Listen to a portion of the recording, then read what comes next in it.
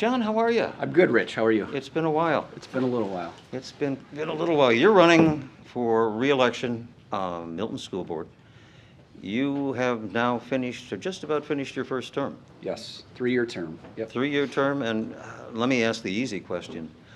What was the biggest surprise you had to face as a newly elected member of the Milton School Board 3 years ago, and you think you've now got it figured out? I was going to say school finance, but I still don't think I've got that figured out. It's very complex. Good luck. So, yeah, I mean, probably just the process, right? Like working with the different groups, committees, the different people. That took a little to figure out, just some of the processes. And in my role as a board member, like, you know, what track should I run on and what track should I not get off? And so I think I've got that figured out. So a lot of what took me a lot of effort early is becoming a lot easier. In your first 3 years, what do you feel is your biggest contribution that you've been able to make to the school board, and what's had the greatest impact on the community? Probably, in my opinion, my greatest contribution is what you don't see in a board meeting. It's the work and effort that I put in outside of the board meeting. It's what I call my due diligence, right? Like, I make a joke, but if we said, hey, we're going to make this table black, I'd probably spend 3 hours making sure that was the right decision. It's an exaggeration, but you know, we've had some big votes as of late, and a lot of work goes into those decisions. You know, between committee meetings, reaching out to different districts, board members, superintendents. I've got a network of people that I call and bounce ideas off. I watch probably 8 to 10 different school board meetings from different districts, you know, every week, just trying to educate myself on the topics that are out there, because if we haven't experienced it, I'm sure at some point we will. So I just feel like I'm that much ahead of the game. So the Board of Education operates just like any other elected board. It takes the majority of the members to make a decision. You have certain constraints that you work within in terms of your ability to work with other board members to come to a consensus. How has that worked? How do you work with your fellow board members to get to yes in the constraints that we live in? yeah, and sometimes, you know, we don't always get to yes. Sometimes we recently had a big vote a couple weeks ago that we ended with a no. I mean, it was a no vote. So as a board member, I'm just one of 7 votes, right? So the important thing is at the end of that vote, if I'm the losing vote, a 6-1 or 5-2, whatever it may be, that I support the board, and I feel like I've done a good job with that. But outside of that, when we have committee meetings, we have to be careful with open records and what we do outside of that. But on occasion, you might, you know, have to bounce an idea off somebody, or, you know, get an answered question, a question answered from another board member. So let's go a little bit into your background. Tell us a little bit about what you do in life as we know it, and how your background and experience has prepared you to serve as a member of the Board of Trustees for the Milton School District.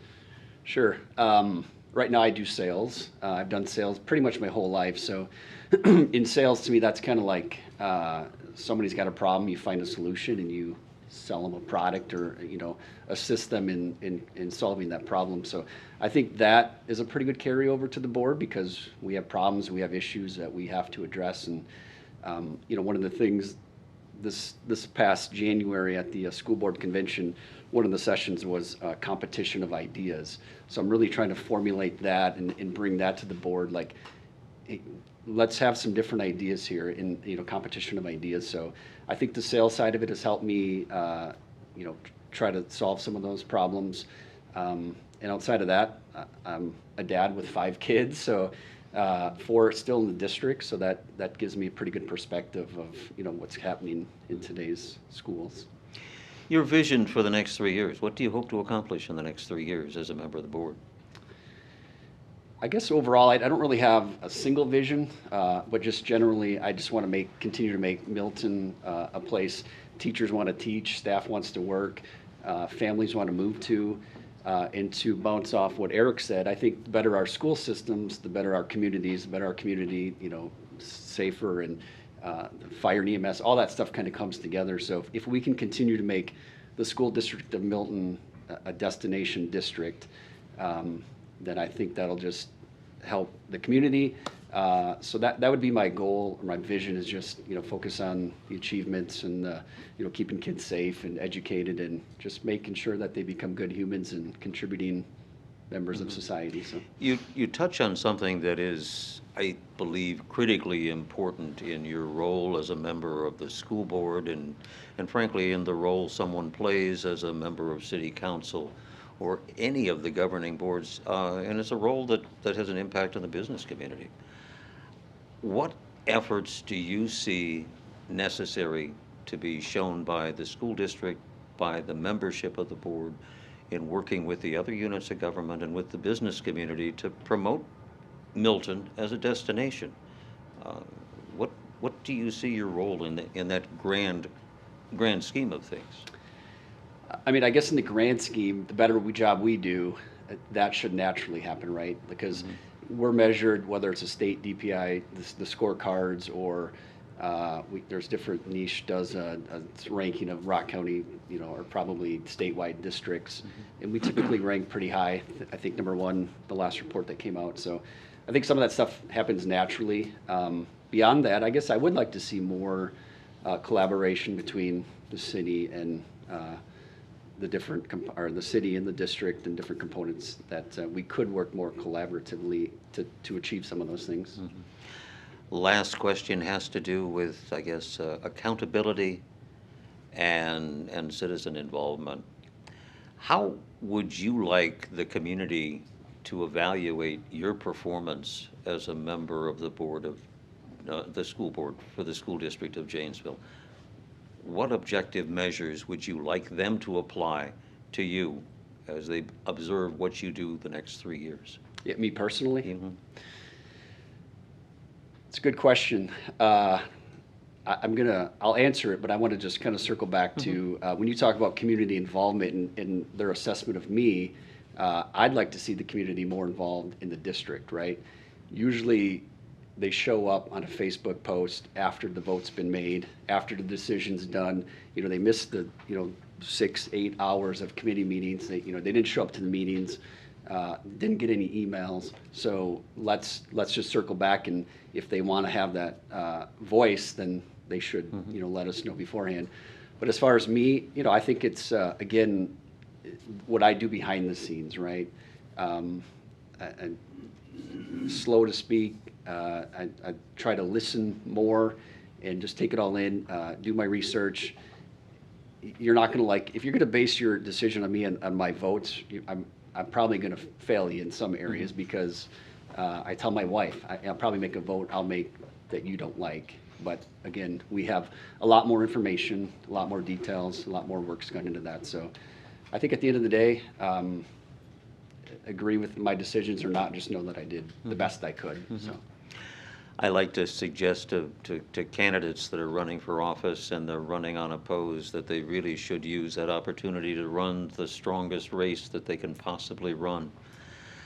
What is your message to the community going forward that says you're the right selection? Well, I thought about that. At first, I wanted some competition for two reasons. A, I'm competitive and I wanted to win.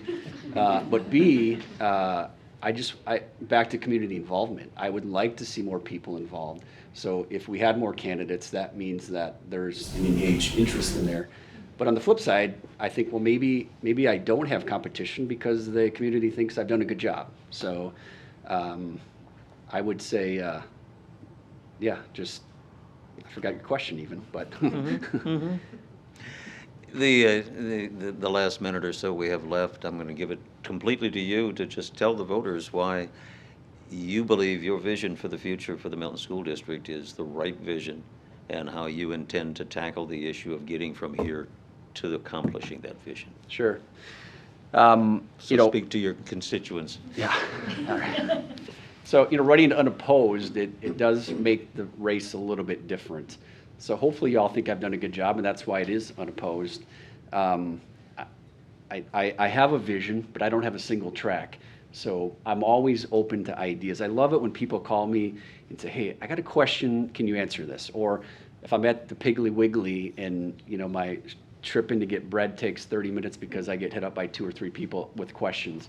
Like, I love that, right? Like, and I don't always have the answer, but if I don't, I'm going to get it for you. So when it comes to the vision, I may have my plan and my vision, but I'm always open to ideas and suggestions, and because it really does take more than 1 board member, 7 board members. It takes the community to make everything work properly and, you know, at capacity. So Best of luck, John. appreciate it. Always good to see Yeah. you. Thank you. Thank you.